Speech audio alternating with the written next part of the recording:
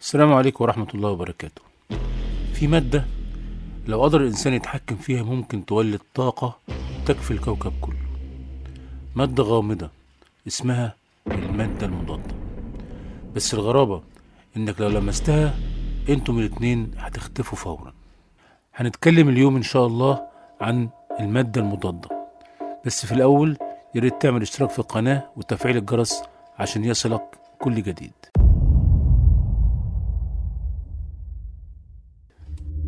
أول حاجة نعرف إيه هي المادة العادية.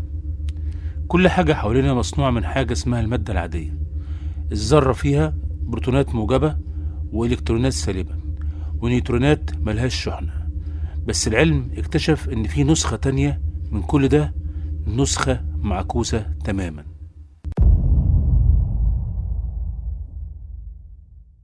أما المادة المضادة فهي شبه المراية.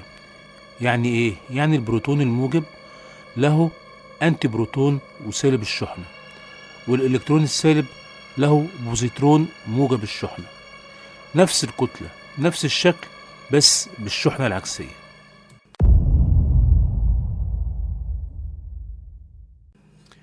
لو المادة المضادة والمادة العادية اتقابلوا مع بعض هيتلاشوا وهيطلعوا طاقة خالصة بنسبة 100%. جرام واحد من المادة المضادة ممكن يولد طاقة قد قنبلة نووية ضخمة. يعني تخيل لو البشرية قدرت تتحكم فيها مفيش أزمة طاقة تاني للأبد.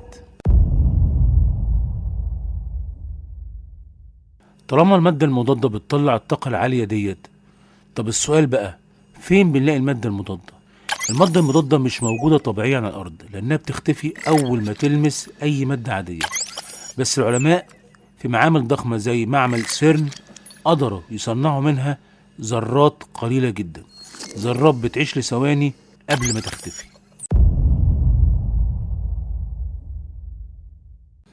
العلماء اللي اقترحوا نظرية الانفجار العظيم في بداية تكوين الكون قالوا المفروض ان الكمية من المادة المضادة والمادة العادية كانت متساوية، بس احنا النهاردة مش شايفين غير مادة عادية بس.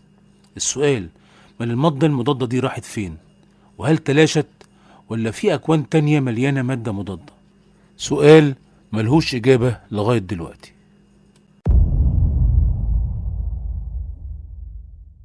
وكالة ناسا الفضائية بتقول إن المادة المضادة ممكن تكون وقود للمركبات اللي هتسافر بسرعة تقارب سرعة الضوء، لكن المشكلة إن تكلفتها رهيبة جدا.